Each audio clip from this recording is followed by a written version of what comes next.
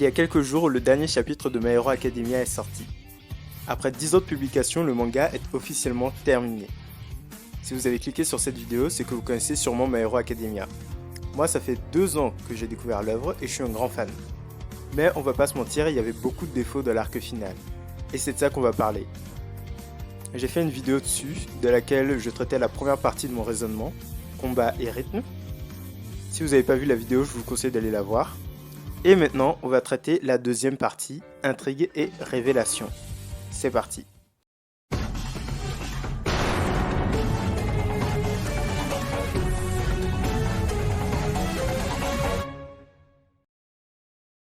Dans cette partie, on va pas faire de graphique.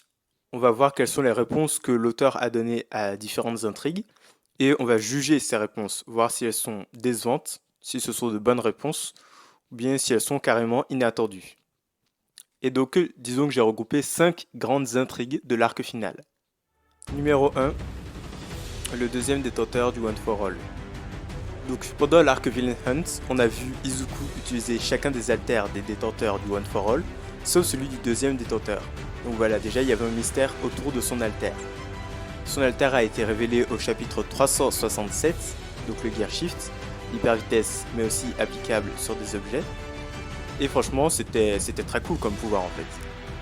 Mais ensuite on nous a aussi dit qu'il y avait un lien entre Bakugo et le deuxième détenteur. Surtout dans les souvenirs de All for One, voilà, les petits flashbacks. Donc voilà. Pendant tout l'arc final, il y avait ce mystère-là qui planait. Et au chapitre 405, l'auteur s'en est même servi comme cliffhanger, à la fin du chapitre. Donc voilà, quand le combat Bakugo contre All for One débutait. Mais la réponse est vraiment décevante. En fait, c'est que Bakugo et le deuxième détenteur ont le même regard.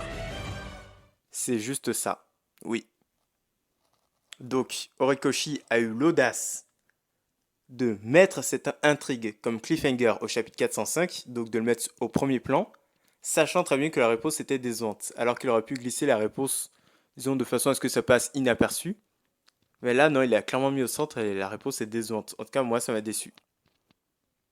Surtout quand on voit des théories comme quoi Bakugo serait le descendant du deuxième détenteur, ou bien alors le deuxième détenteur serait Bakugo lui-même qui aurait voyagé dans le temps. Voilà quoi, on est clairement déçu quand on voit la vraie réponse. Numéro 2, le pouvoir de Shigaraki. À la fin du combat Deku contre Shigaraki, Deku est, disons, rentré dans l'esprit de Shigaraki et on a vu les souvenirs de Shigaraki quand il était enfant. Et à un moment, on a également vu les souvenirs de All for One.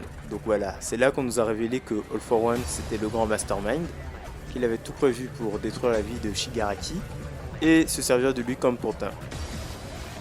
Et on nous a aussi révélé que All for One a volé l'alter de naissance de Shigaraki et lui a donné, disons, une sorte d'alter synthétique qui avait été créé par le docteur.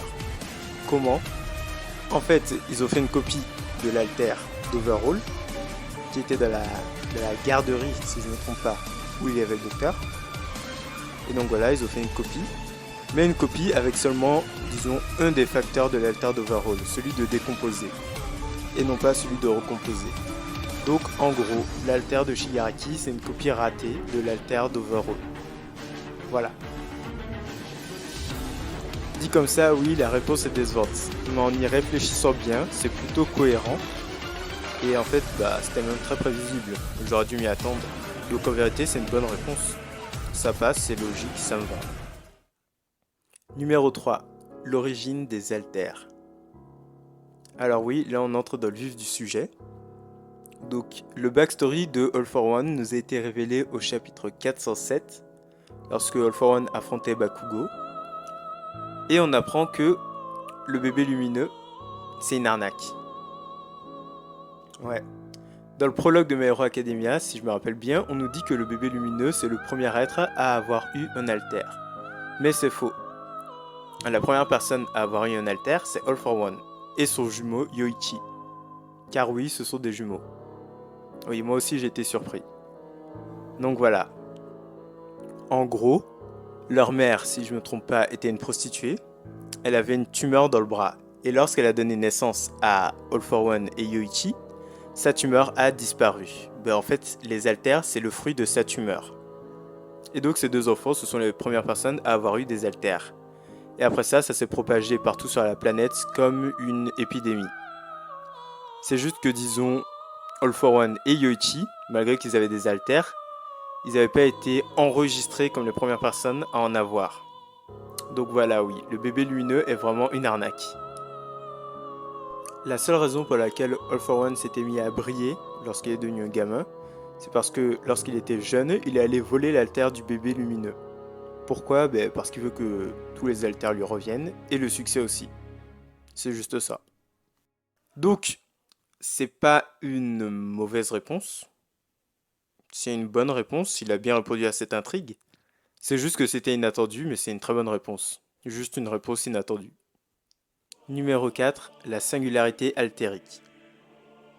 En gros, dans My Hero Academia, la singularité altérique, c'est une théorie qui dit que, au fil des générations, les alters vont devenir de plus en plus puissants, à un point où on pourra même plus les maîtriser, et là, tous les humains risqueraient de devenir des monstres, et ce serait la fin du monde.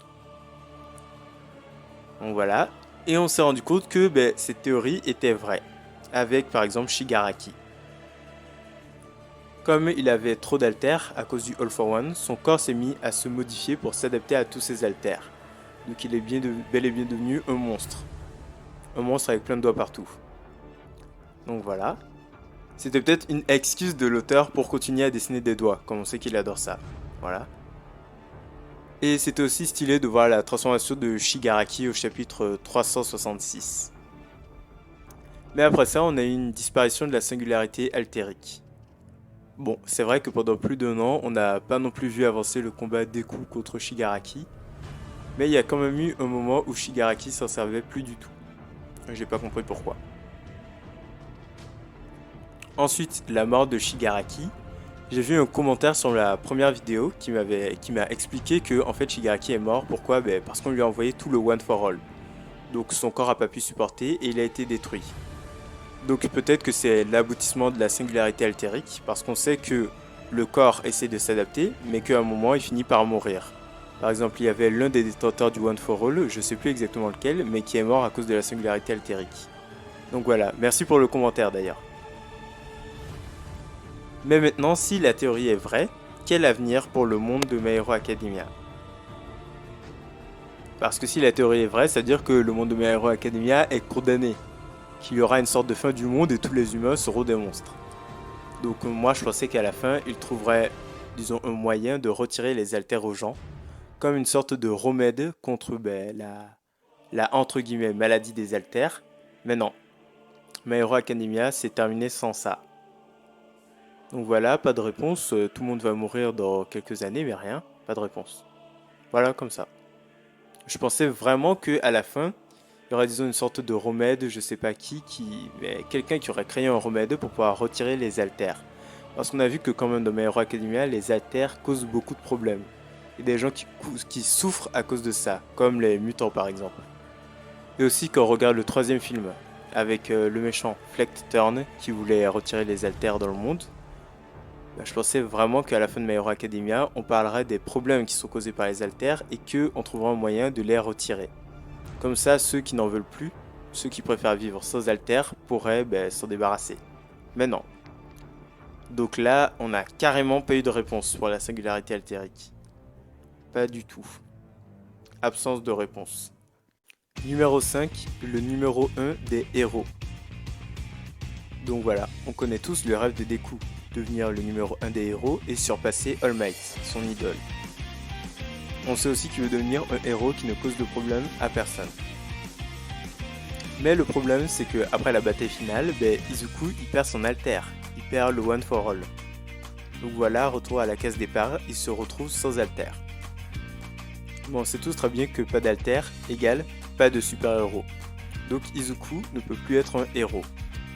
Bon, l'auteur aurait au moins pu dire que pendant un instant il avait réalisé son rêve, et pour qu'on ne l'oublie pas, donc pour bien montrer au monde entier que Izuku avait quand même atteint son objectif, il aurait fallu faire une statue pour Deku. Une statue par exemple en verre, ça aurait été stylé.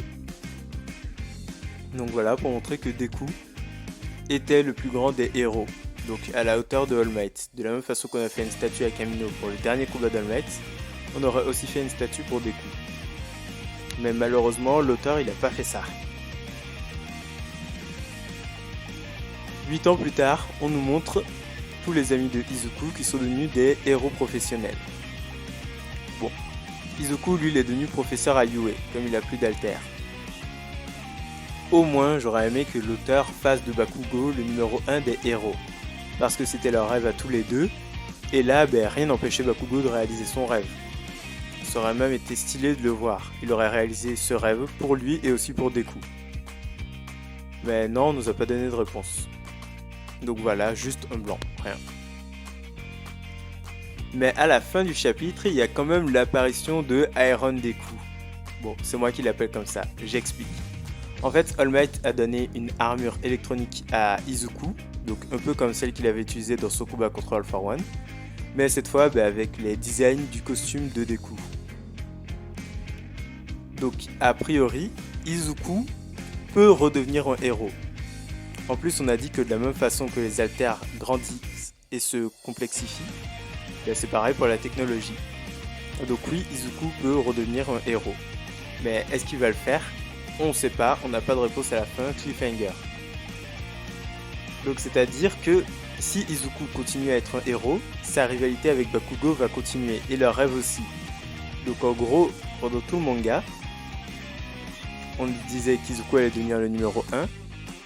C'était l'histoire de comment lui et ses amis allaient devenir les plus grands de tous les héros. Mais on n'a pas la réponse. On n'a toujours pas la réponse de si Izuku devient le numéro 1 ou pas, ou bien si c'est Bakugo. Rien, cliffhanger, pas de réponse. Vraiment. Bon, peut-être que l'auteur veut nous laisser imaginer pour ne décevoir personne. Mais voilà, je note quand même absence de réponse. Dites-moi en commentaire qu'est-ce que vous pensez des différentes réponses que l'auteur nous a données. Peut-être que vous avez un avis différent du mien, ou bien peut-être que dans ma relecture, j'ai loupé quelque chose. Faites-le moi savoir en commentaire. C'est vrai que j'ai beaucoup critiqué My Hero Academia, mais ça reste l'un de mes mangas préférés. Merci à Horikoshi d'avoir écrit cette masterclass. Et sinon, j'espère que vous avez aimé cette vidéo. Si c'est le cas, n'oubliez pas de lâcher un pouce bleu et de vous abonner. D'ailleurs, j'en profite pour vous dire un grand merci pour la vidéo que j'avais postée la semaine dernière, parce que j'ai vraiment eu beaucoup de vues. Ça m'aide énormément pour booster la chaîne. Et j'espère que ça va continuer comme ça. Merci.